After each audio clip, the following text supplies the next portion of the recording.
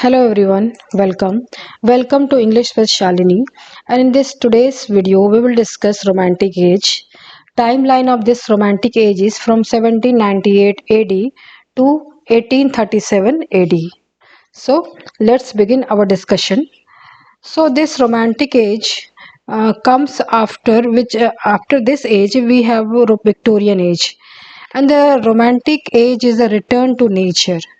It's a return to nature age, and it is a very important age in the history of English literature.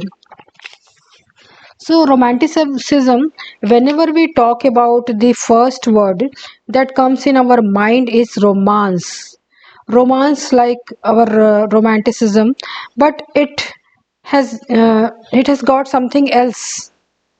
Its meaning is something else, and in the it is not like a popular romance or the sexual connotation of the word romance.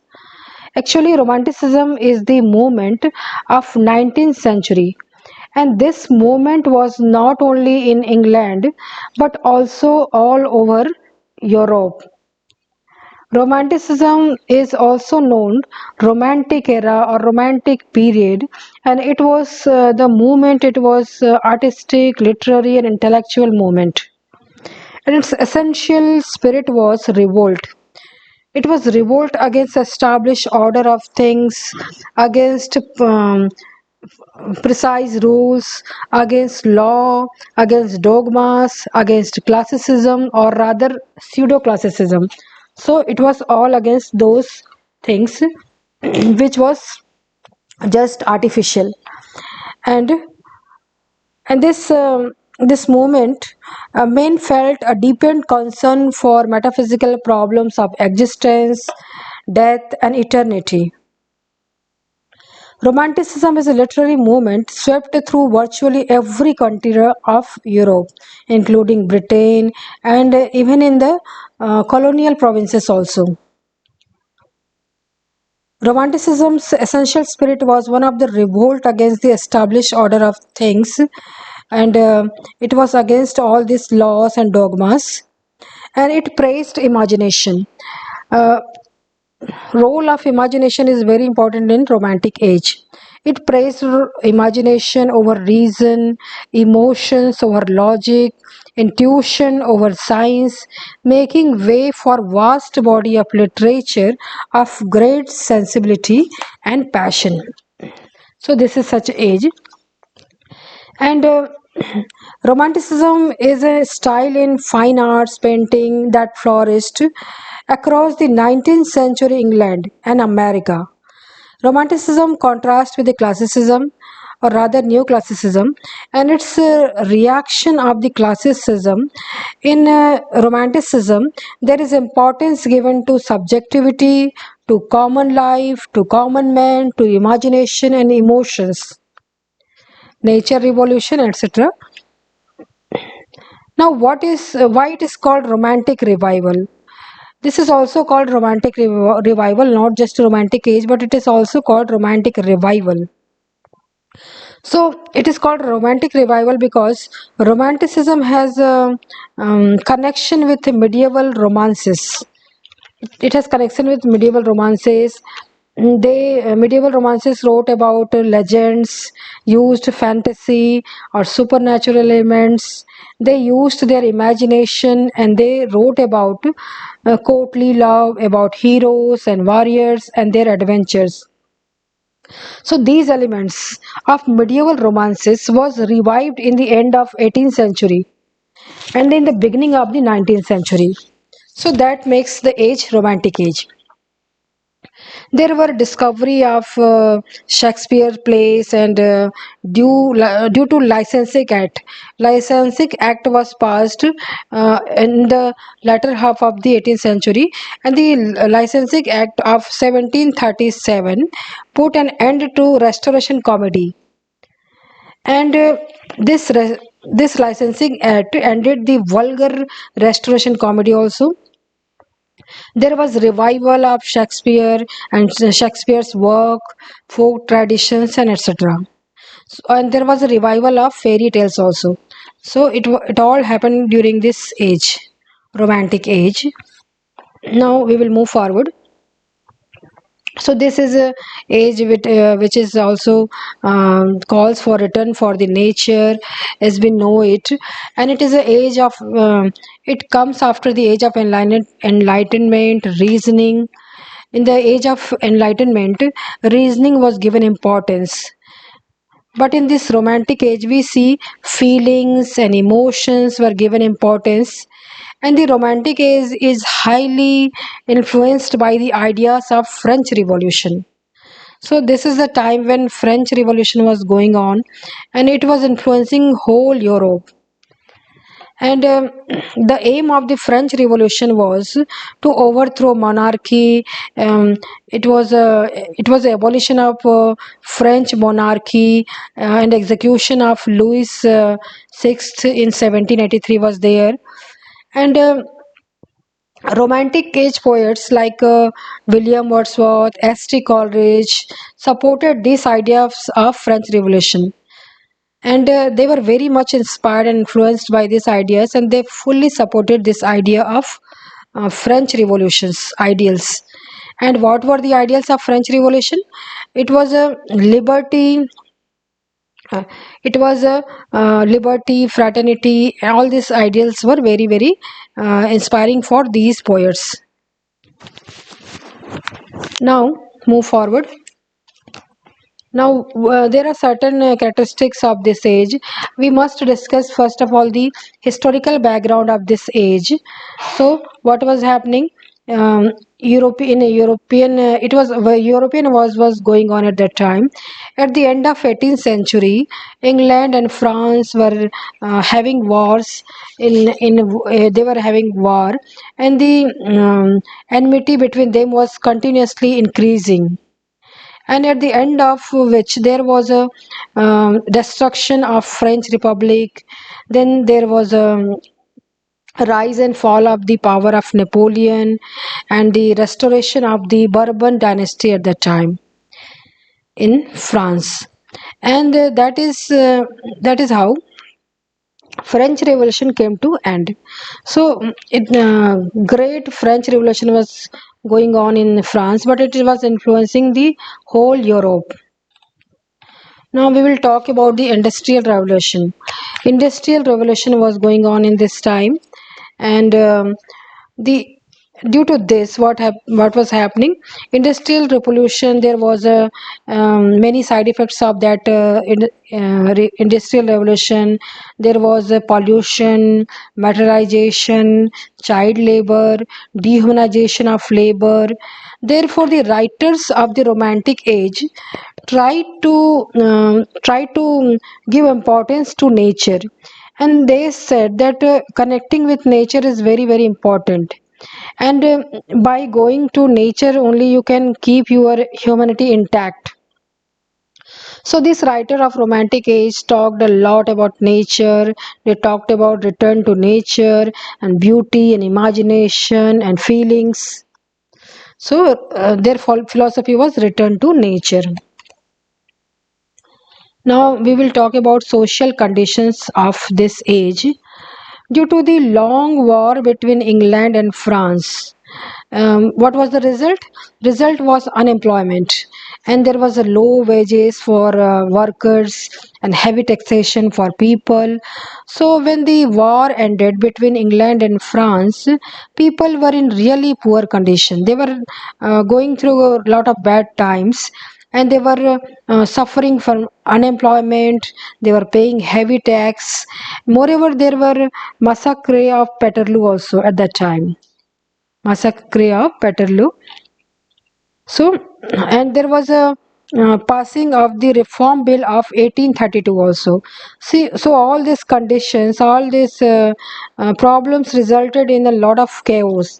There was a lot of chaos was seen in England.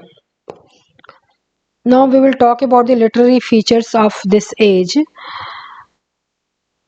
What were the main literary features of this age? In this age, literature was going through a lot of changes, and in the field of literature.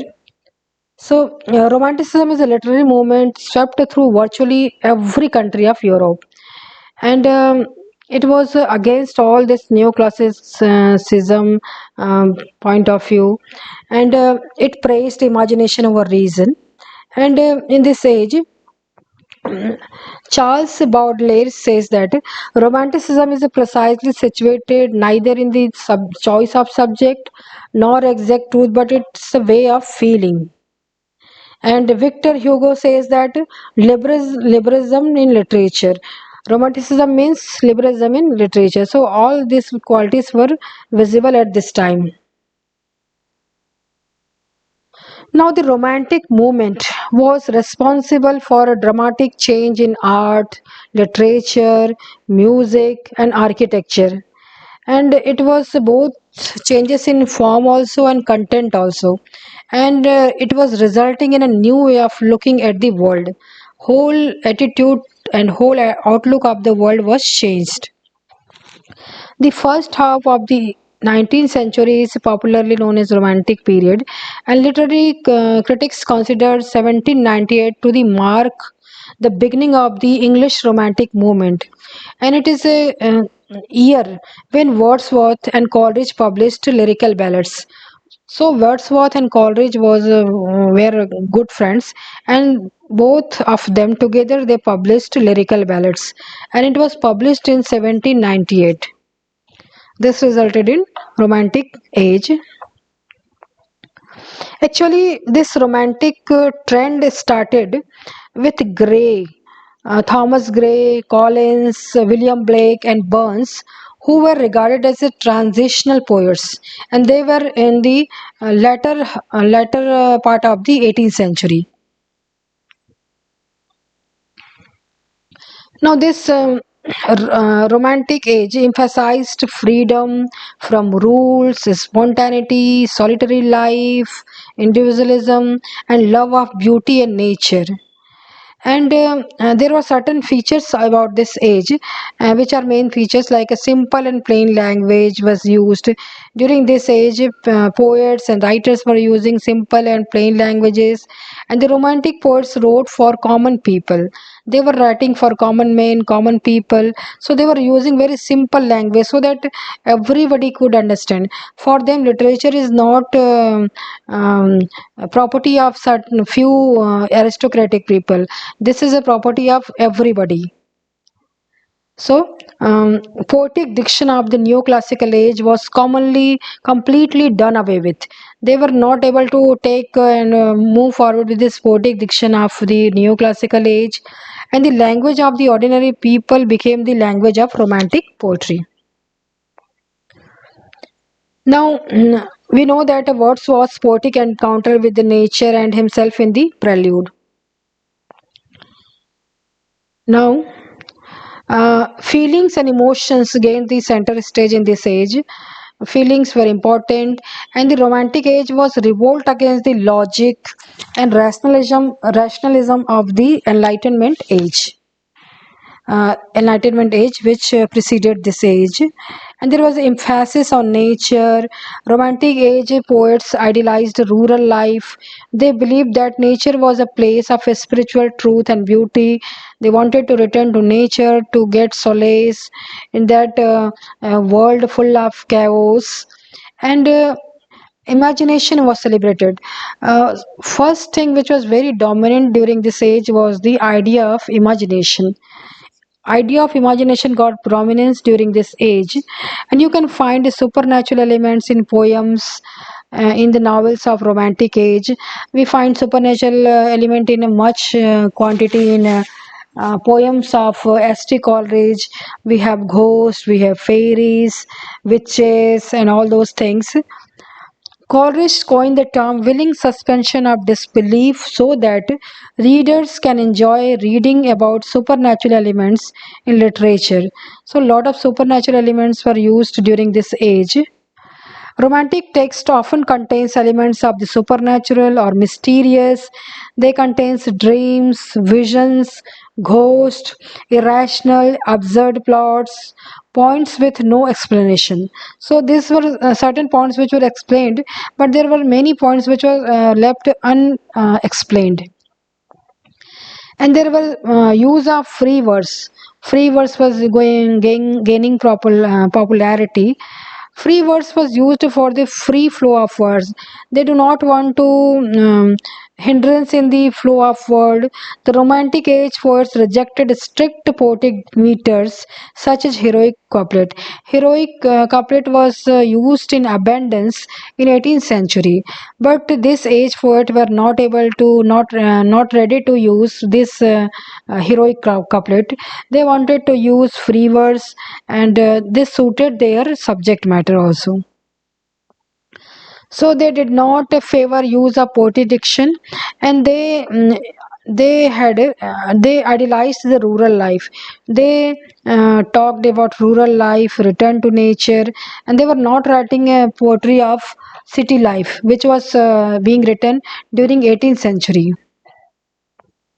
So now I will again recapitulate the certain characteristics of the period and its literature. So, in this age, fascination with mystery and the supernatural is a sign of a new romantic movement. And romantic poets invest traditional forms with new resources of emotions. They filled their poetry and their literature with emotions and feelings, and they were working upon the and the middle class people struggled to reform industry during this age, and political system was going reforms. So all this was getting reflected in the literature of this age. It was era of revolution and reform. Women struggle for a greater voice in society, and romantics take a new interest in common folk and their language. They were taking interest in common men, common folk, and their language. And many romantics see deeper and higher realism in everything. They were going into the deep into the subject, and they were feeling the emotions. Romantics who value nature are alive to the natural sounds and textures of the poem. A central belief of Romanticism is the spiritual value of uncultivated nature. So, romantic heroes are usually common men who will often journey away from the corruption of civilization and seek truth in nature.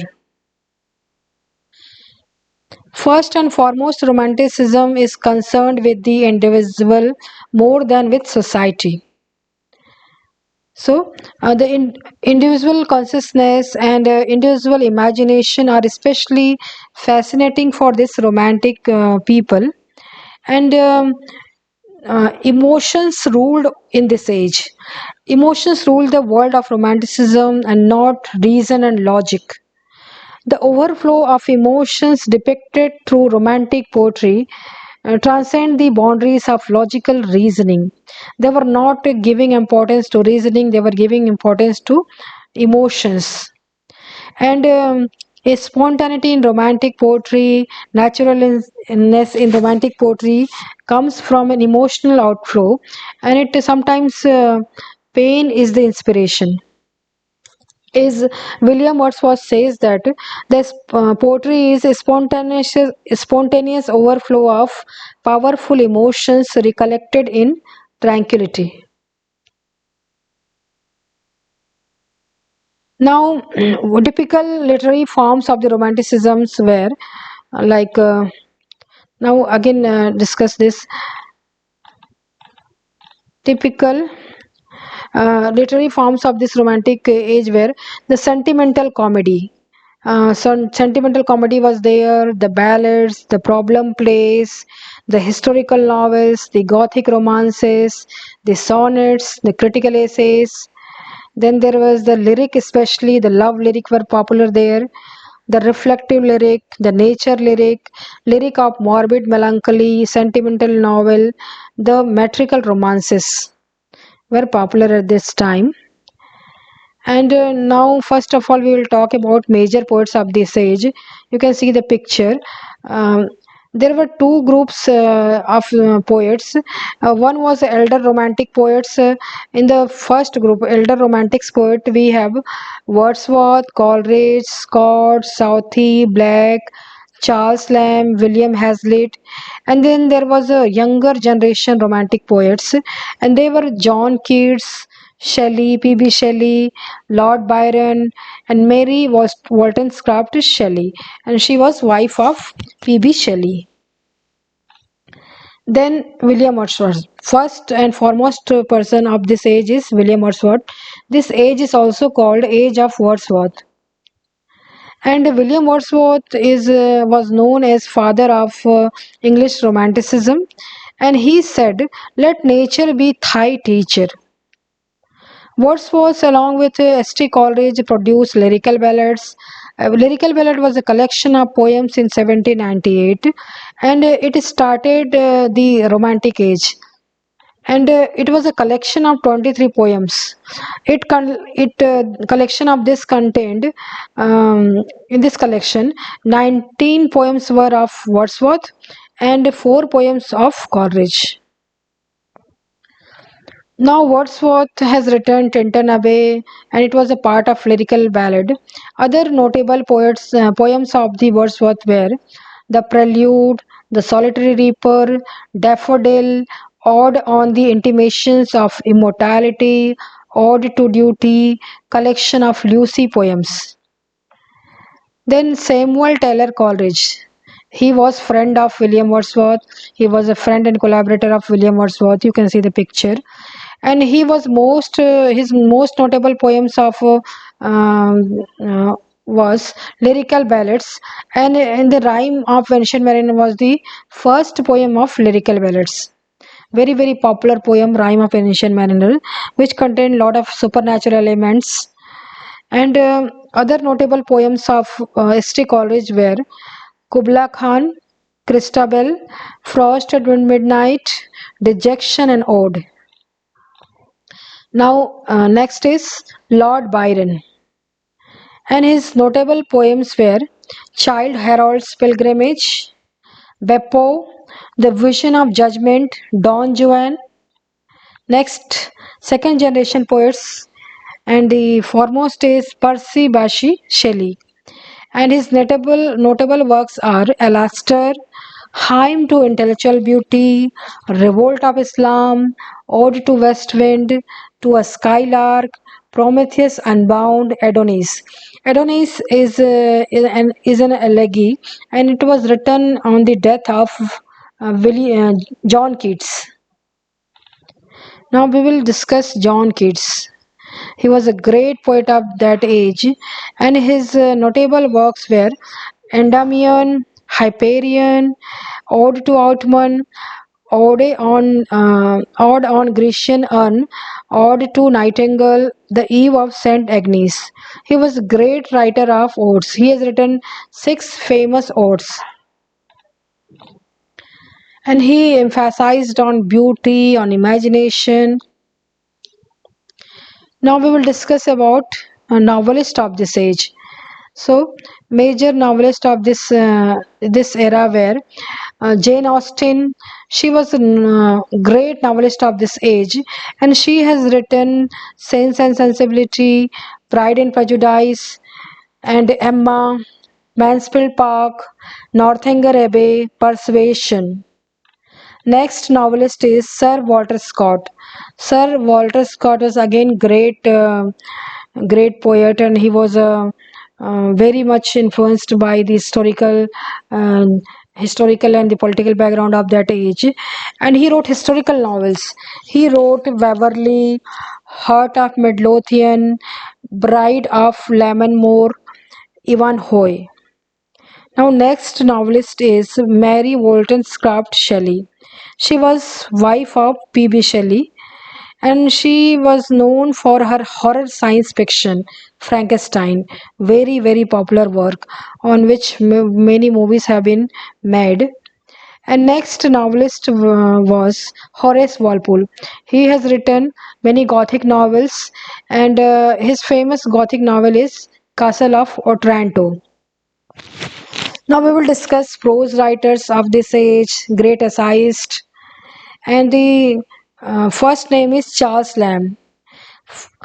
Charles Lamb was the master of personal essays, and He was called Prince of English Essayist. You can see the picture, and he has written tales from Shakespeare along with his sister Bridget Marylam, and it is a children book. So here he has narrated the stories of Shakespeare in a very easy way, so that even children can understand it. And he also wrote Essays of Elia. Essays of Elia was a collection of essays. It was published in two volumes. Volume came as the Essays of Elia, and the next volume was called the Last Essays of Elia. He was called Prince of Essayist. He was he very much loved figure of that age, and he wrote personal essays. He blended fact and fiction. Now, next important essayist was Thomas de Quincey. Thomas de Quincey was a master of personal confessions, and his notables work were Confessions of English Opium Eater, Knocking on the Gate of Macbeth, Reminiscences of English Lake Poets, and the English Mail Coach, Suspiria Fonde Bliss. So these were the great work of the Thomas de Quincey. Now we will discuss about William Hazlitt.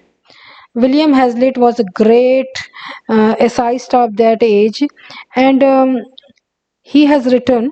Um, his notable works were Characters of the Shakespeare Plays, and it was a book of criticism. And he wrote the criticism of the plays of Shakespeare, critical appreciation, and then he has written some famous essays like a round table and table talk, and this both were the collection of essays.